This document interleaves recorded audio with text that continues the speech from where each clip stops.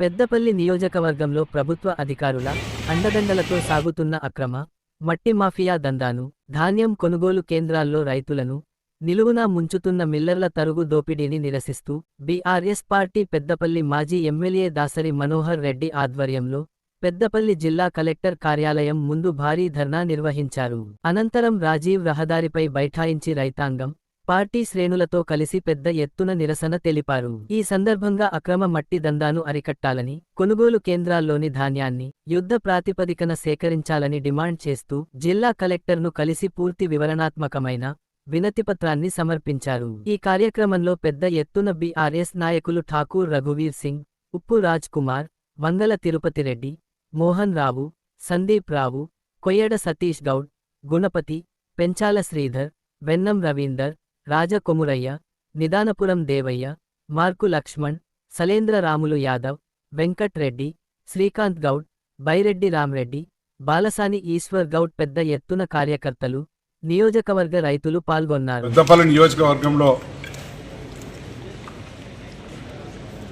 ఎండల కాలం వచ్చిందంటేనే ఈ మట్టి మాఫియాకు రెక్కలు వస్తూ ఉంటాయి. ఇక్కడ కంచె చేను మేస్తాం, కాపాడవలసిన అధికారులే దాని చోద్యం చూస్తూ ఉన్నారు. చెరువులకు అనుమతి ఇచ్చినట్టే ఇచ్చి అక్రమంగా మట్టి తోడుకోవడానికి అవకాశం ఇస్తూ ఉన్నారు అధికారులు. ఇవాళ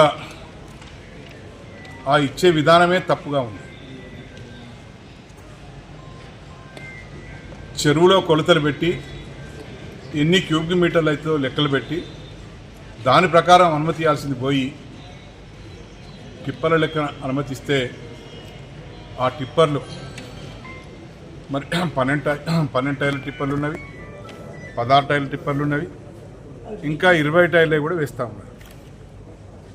ఇటువంటి టిప్పర్లతోని 40 నుంచి 50 టన్నుల మట్టి తీసుకెళ్తా ఉన్నారు. ఇది అక్రమమైనటువంటి విధానం. ఇది ఇటువంటి తప్పుడు విధానంతో ఎవరికి మేలు చేయాలనుకునే అధికారులు ఒకసారి ఆలోచించాలి. ఈ అధికారులు మట్టి మాఫియాకు సహకరిస్తూ బంగారం లాంటి మట్టిని, రైతులు పొలాల్లో వేసుకోవాల్సిన మట్టిని ఇవాళ బట్టీలకు అప్పగిస్తూ ఈ అధికారులు చోద్యం చూస్తూ వాళ్ళు దీన్ని ఇంకా ప్రోత్సహించినట్టుగా చేస్తూ ఉన్నారు. 40 నుంచి 50 టన్నుల లారీలు రోడ్ల మీద తిరుగుతూ ఉంటే పంచాయతీ రోడ్లను ఛిద్రమైపోయి రవాణా కష్టమైనటువంటి పరిస్థితి ఏర్పడతా ఉంది. మరి ఇది కూడా అధికారులు గమనించట్లేదు.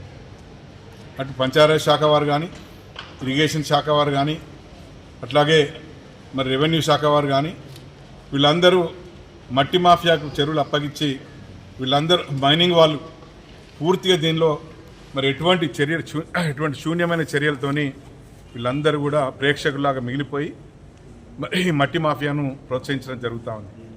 ఇప్పటికైనా గౌరవ కలెక్టర్ గారు మరి వారందరినీ మరి ఎవరు దీనికి కారకులైనారు, ఎవరు ఇటువంటి మట్టి మాఫియాకు మట్టి తోడుకోవడానికి అవకాశం ఇస్తున్నారు, రోడ్లు ఛిద్రమవడానికి అవకాశం ఇస్తున్నారు, మైనింగ్ శాఖ వారు ఎక్కడున్నారు, ఇరిగేషన్ శాఖ వారు ఎక్కడున్నారో వాళ్ళని పట్టుకొచ్చి వాళ్ళను వెంటనే మరి ఇటువంటి దాన్ని అరికట్టడానికి కలెక్టర్ గారు చర్యలు తీసుకోవాలి.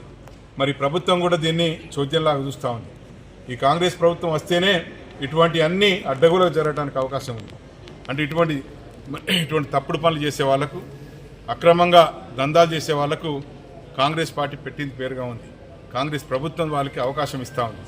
ఇప్పటికైనా ప్రజాపాలన అని చెప్పి మరి ప్రజాపాలనలో ప్రజలకు మేలు చేయాల్సింది పోయి కేవలం కొంతమందికే మేలు చేసేటువంటి చర్యలు తీసుకుంటా ఉంది ఈ ప్రభుత్వం. ఇప్పటికైనా జిల్లా యంత్రాంగం మేలుకొని ఇటువంటి దందాను మరి అరికట్టాలని చెప్పి మేము బీఆర్ఎస్ పార్టీ పక్షాన డిమాండ్ చేస్తూ ఉన్నాం. అట్లాగే మరి మేము గతంలో కూడా చాలాసార్లు చెప్పడం జరిగింది. రైతులు ఇబ్బంది పడుతూ ఉన్నారు, వాళ్ళ కళ్ళాల్లో ధాన్యం తడిసిపోయింది.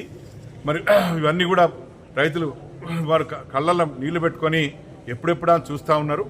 దాన్ని ఇప్పటికీ తీసేయమని చెప్తే వెంటనే కొనుగోలు చేయాలి, వాటిని రవాణా చేయాలని చెప్పినప్పుడు మరి శ్రద్ధ వహించకుండా వర్షాలకు తడిసిపోయినటువంటి ధాన్యాన్ని ఇంకా కుప్పలు పోసుకొని రైతులు చూస్తూ ఉన్నారు.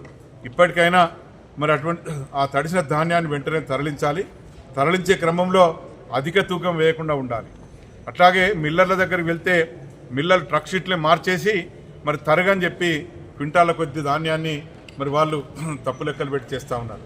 కలెక్టర్ గారు ఇటువంటి తరుగు తీసేటువంటి మిల్లర్లపై చర్యలు తీసుకోవాలి. మరి ట్రక్ షీట్లు మార్చినటువంటి మిల్లర్లపై చర్యలు తీసుకోవాలి.